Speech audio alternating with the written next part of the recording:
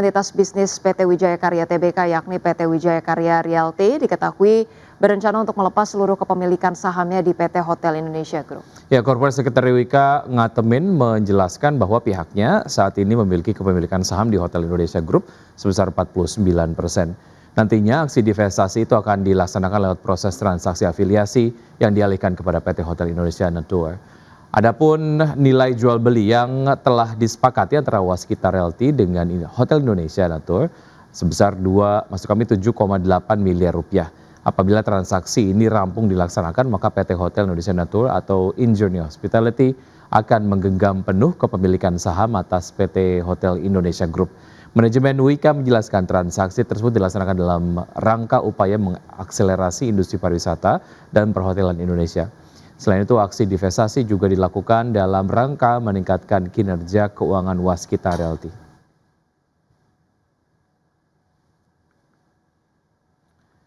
Kinerja keuangan PT Alamtri Resources Tbk atau ADRO pada tahun buku 2025 mengalami penurunan tajam. Ya, laba bersih perusahaan tambang ini turun lebih dari 67% dibandingkan tahun sebelumnya. PT Alamtri Resources Indonesia Tbk mencatat penurunan kinerja keuangan pada tahun buku yang berakhir 31 Desember 2025. Berdasarkan keterbukaan informasi Bursa Efek Indonesia, pendapatan usaha ADRO turun 10,10% secara tahunan menjadi 1,87 miliar dolar Amerika Serikat. Sebelumnya pada periode yang sama tahun 2024, pendapatan usaha ADRO mencapai 2,08 miliar dolar Amerika Serikat. Sebagian besar pendapatan ADRO pada 2025 berasal dari segmen jasa pertambangan yakni 1,01 miliar dolar Amerika. Sementara segmen pertambangan menyumbang 968,8 juta dolar Amerika dan pendapatan lain 60,52 juta dolar Amerika. Namun beban pokok pendapatan justru meningkat 3,33% menjadi 1,24 miliar dolar Amerika. Kondisi ini membuat laba bruto tergerus 27,16% menjadi 636,64 juta dolar Amerika. Pada akhir 2025, ADRO membukukan laba bersih yang dapat diatribusikan kepada pemilik entitas induk sebesar 447,69 juta dolar Amerika. Angka ini merosot tajam 67,56% dibandingkan laba bersih tahun 2024 yang mencapai 1,38 miliar dolar Amerika Serikat. Hingga akhir periode, total aset ADRO tercatat 6,82 miliar dolar Amerika, terdiri dari liabilitas 1,81 miliar dolar Amerika dan ekuitas sebesar 5 miliar dolar Amerika. Berbagai sumber, IDX Channel. Pemirsa, Presiden Amerika Serikat Donald Trump menyatakan perang melawan Iran kemungkinan hanya akan berakhir jika Teheran tidak lagi memiliki militer atau kepemimpinan yang tersisa. Trump bahkan menegaskan saat ini tidak tertarik untuk melakukan negosiasi dengan Iran. Presiden Amerika Serikat Donald Trump pada akhir pekan lalu menyatakan perang melawan Iran kemungkinan akan hanya berakhir jika negara tersebut tidak lagi memiliki militer yang berfungsi atau kepemimpinan yang tersisa. Berbicara kepada wartawan di atas pesawat kepresidenan Air Force One, Trump mengatakan saat ini tidak tertarik melakukan negosiasi dengan Iran. Ia bahkan menyebut kampanye serangan udara yang berlangsung dapat membuat perundingan menjadi tidak relevan apabila seluruh calon pemimpin Iran terbunuh dan militernya dihancurkan. Unconditional, not conditional. I said unconditional. It's where they cry uncle or when they can't fight any longer and there's nobody around to cry uncle.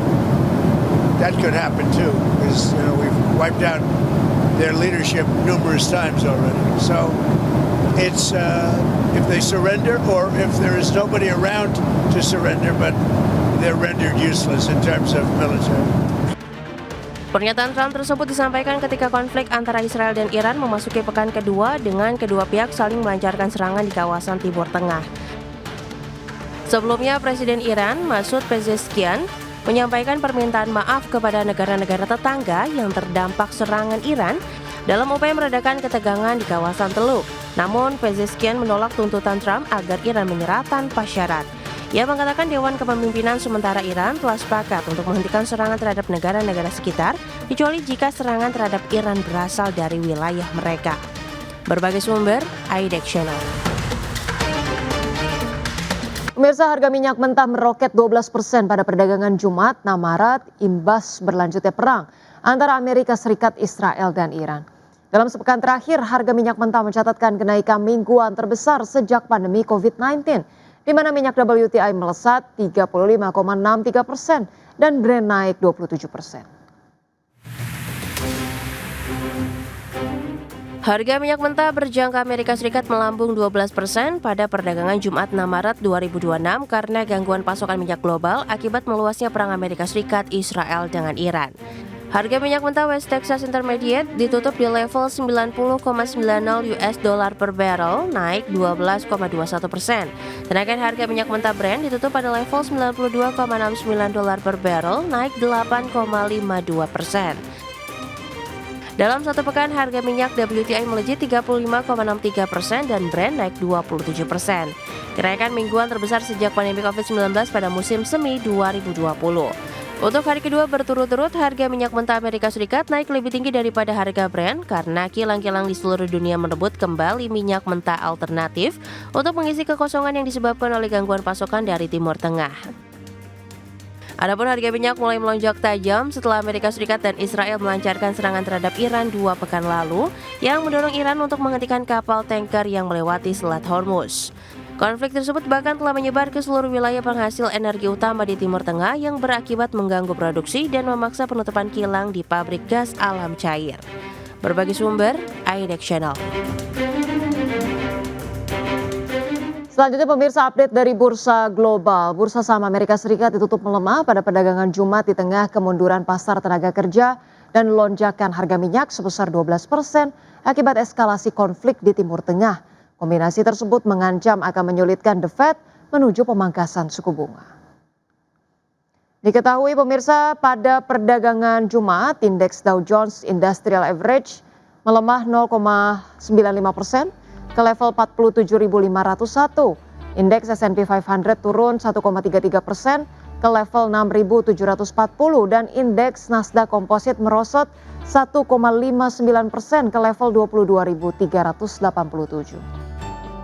Sementara itu pemirsa, bursa ekuitas Eropa mencatatkan penurunan mingguan terbesar dalam hampir 1 tahun karena konflik di Timur Tengah belum menunjukkan tanda-tanda mereda.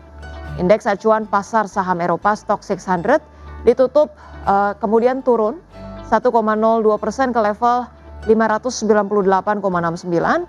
Indeks FTSE 100 Inggris turun 1,24% ke level 10.284. Indeks DAX Jerman terkoreksi 0,94% ke level 23.591.